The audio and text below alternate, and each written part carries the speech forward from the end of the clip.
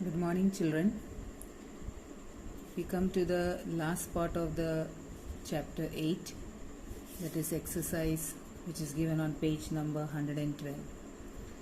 First question is, an athlete is completing one round of a circular track whose diameter is given to 200 meter in 40 seconds.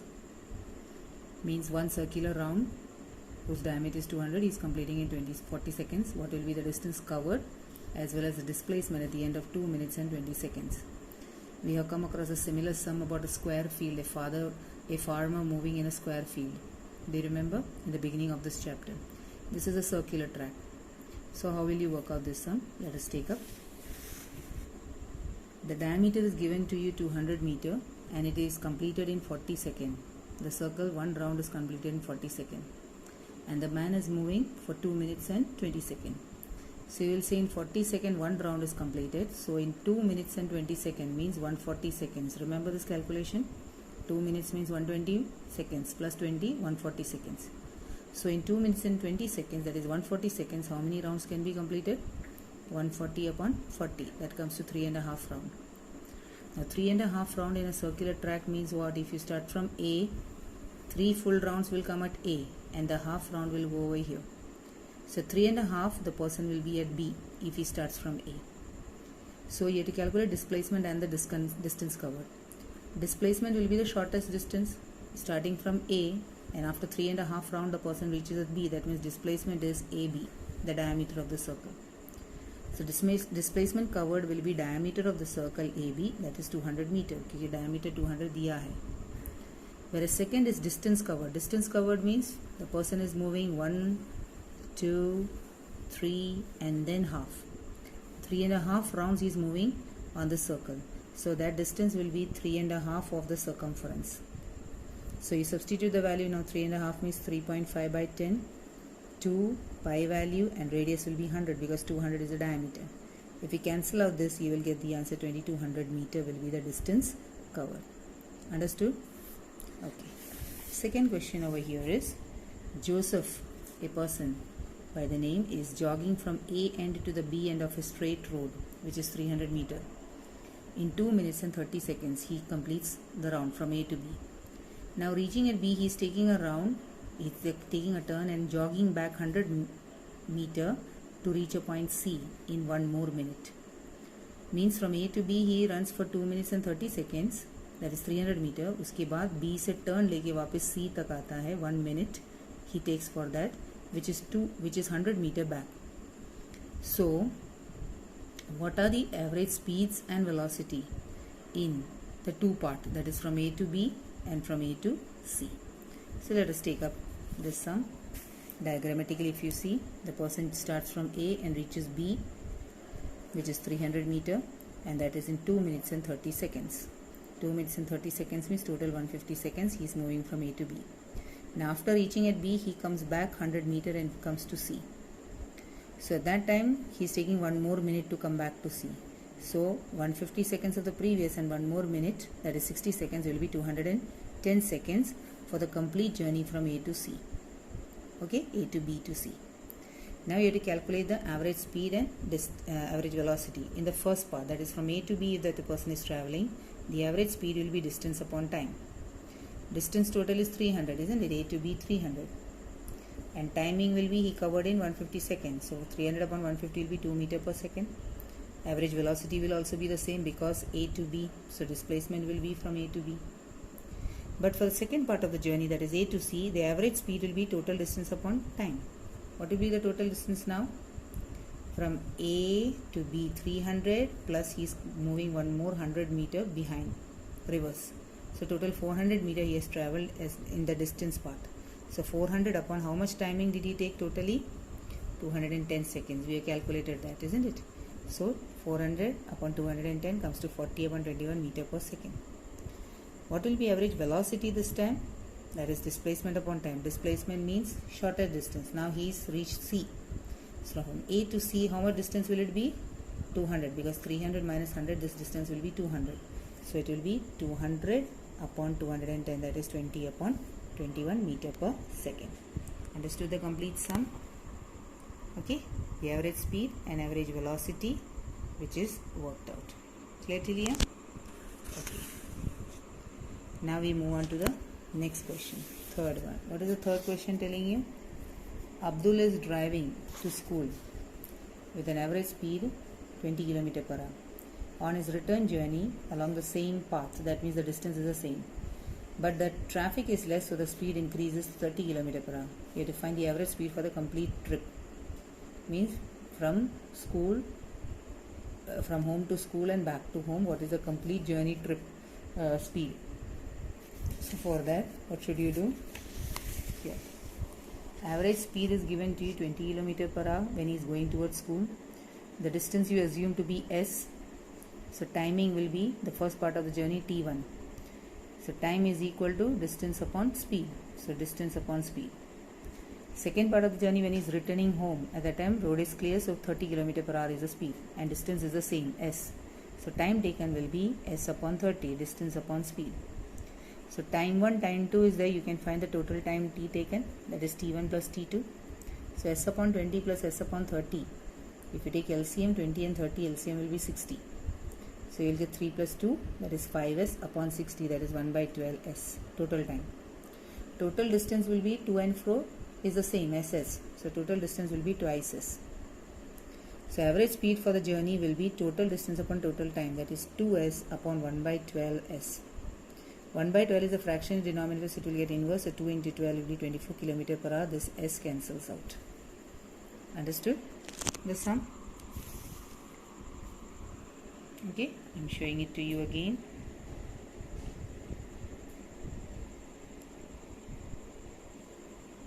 Clear? Okay, now the next sum. Fourth one. A motor boat starting from rest means initial velocity is 0. On a lake accelerates in a straight line at a constant rate of 3 meter per second square for 8 seconds. How far does the boat travel during this time? Distance is asked, acceleration 3 meter per second square, timing is 8 given. So u will be 0 because it's starting from rest, a is 3 meter per second square, timing 8 seconds, distance asked, ut plus half at square is the formula. Ut will become 0 because u is 0, so half at square substitute, you will get the answer 96 meter. Clear? Sum number 5. It's a graph which is to be drawn. Normally this question is not asked. So what I have done is, I have just shown you the calculation of this kilometer per hour part, and then graphical question I will put up in the WhatsApp. The graph I will put up in the WhatsApp. Clear the picture? So the driver is traveling at 52 km per hour and is applying the brake. That means the vehicle will stop. This is the initial velocity for the first part of the journey, and final velocity will become 0. And this change, the car stops in 5 seconds. The timing is 5 seconds required. Another driver is moving at 3 km per hour and he also applies brake, but it will be slowly stopping to 10 seconds. So here also velocity will be 0 final. This is initial velocity for the second person. But the time taken to stop is 10 seconds. Now you have to plot these two different situations on the same graph paper, and then which two cars travel farther when the brakes were applied. That you have to calculate. So that part I will show it to you in the pic. But what you have to do is, you will convert the 52 km per hour into meter per second. How will you do it? Multiply by 5 by 80. So you will get 14.4 meter per second. Timing is 5 seconds and velocity will be, final velocity will become 0. For the second part of the journey, u2, the initial velocity is 3 km per hour. Again change it into meter per second, 0.833. And time taken is 10 seconds. Velocity in the second part of the journey will be 0. Both the times the final velocity will be 0 because the brakes are applied. Now you have to plot these values on the graph. So I told you I will be putting up the pic in the WhatsApp group. Clear? So you can understand it from that particular picture. Okay. Next you are having a sum number 6 is a graph given to you. This is a graph. And there are questions asked regarding the graph. So I am reading the question which is on the opposite page. Which of the three is traveling fastest? So there are three vehicles, A, B and C. They are traveling, isn't it? Which one is traveling fastest, they are asking you. So you will find that this fellow started from initial 0.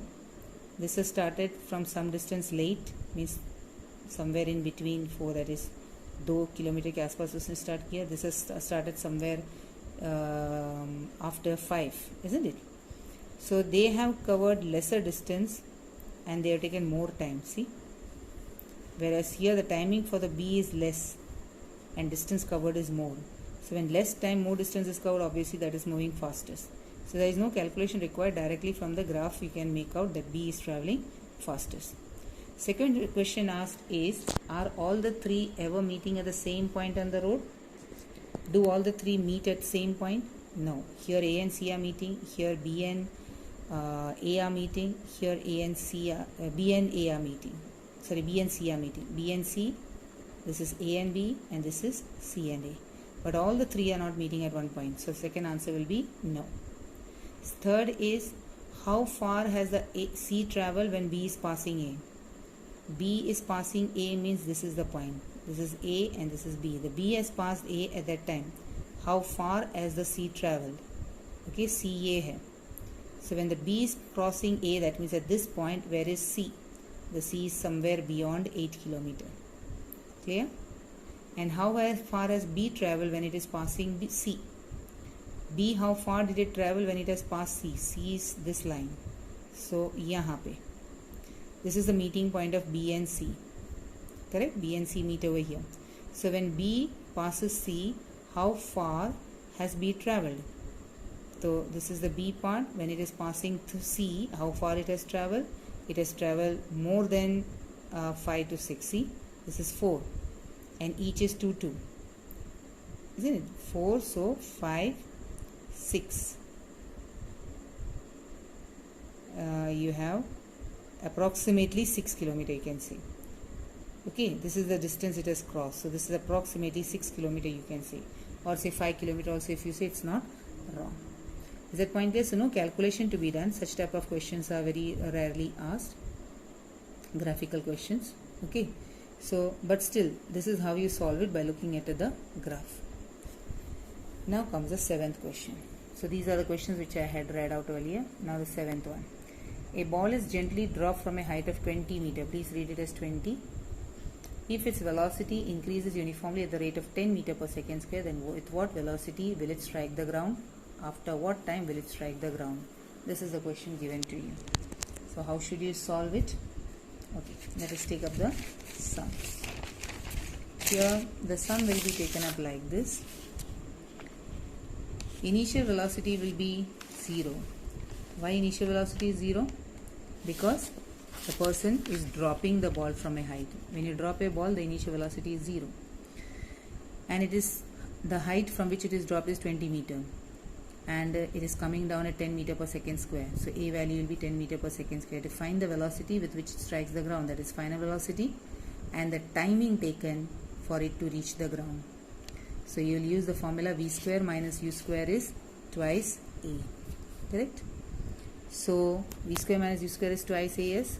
In that you substitute the formula. U square goes over there, so U square plus twice A is, this is 0. U is 0, we have already written, so U square is 0.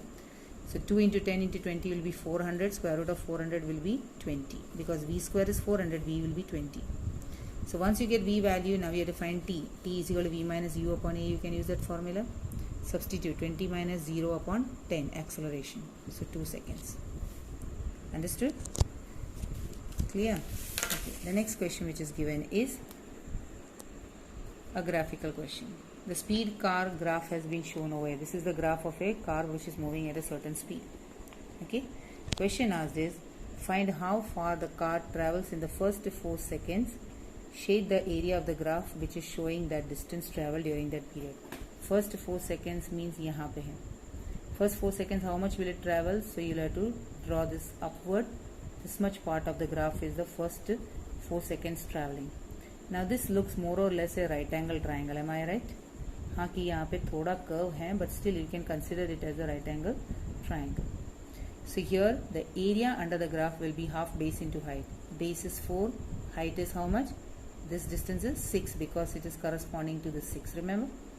So see, this is corresponding to 6. So this is 6 and this is 4. So half of 4 into 6 will be 12. So the distance covered by the car in the first 4 seconds will be 12 meters, because this is the area under the graph. Distance is area under the graph, I already taught you. Now which part of the graph represents uniform motion of the car? Uniform motion of the car means this part. Clear? यहाँ पे 6 second से आप देख लीजिए कि car constantly जा रहा है यहाँ से till here it is a curve, but from here onwards it's a straight line. So from 6 seconds onwards the car is moving at a uniform speed. Clear? Okay, next question is, state which of the following situation is possible and give an example. An object with constant acceleration but zero velocity. Is it possible that it moves with a constant acceleration but velocity is zero? Yes, when you are throwing the body upwards. When you throw any object upwards, it will travel with a constant acceleration. Though it is negative, but it will travel with an acceleration. And when it reaches a certain height, its velocity becomes zero. Correct? And then it starts descending down. So when it is moving upwards, the acceleration is constant, but its velocity becomes zero. Second is, an object is moving in a certain direction with an acceleration in the perpendicular direction. Acceleration, when it should be perpendicular, then it should be a circular motion, children. When an object moves in a circular path, the acceleration is always perpendicular. The acceleration is perpendicular to the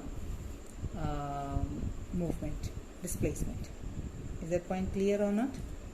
The last question, 10th one is, an artificial satellite is making a circular orbit of radius 42,250 kilometer. Okay, means this is the orbit of the Earth. The artificial satellite is moving around it. So radius is 42,250. You have to calculate the speed in 24 hours. So 42,250 is the distance and the timing is 24 hours. So speed, if it is asked, what should be the formula to be taken up? Well, formula is the distance upon time. Clear? So distance upon time over here, actually circular orbit, it will be, the formula will be what you know, here you have come across it. V is equal to 2 pi r upon t. Okay, so if you take that method, this will be a difficult calculation slightly. 2 pi r upon t will be, this is your radius, you multiply by 2 into pi. Clear? Calculate this. This is a wrong answer, sorry. So you calculate this particular part, what answer you get is your answer. That much kilometer per hour will be the answer. Is that point clear or not? With that, your chapter is over. That was the last sum which we had done. An artificial satellite, okay, is moving in a circular orbit of 42,000 kilometer. Calculate its speed in 24 hours if it is revolving around the Earth. Okay, so you can finish off this particular sum. All these are to be worked out in your classwork book. So please see to it that you practice this chapter very well. Okay.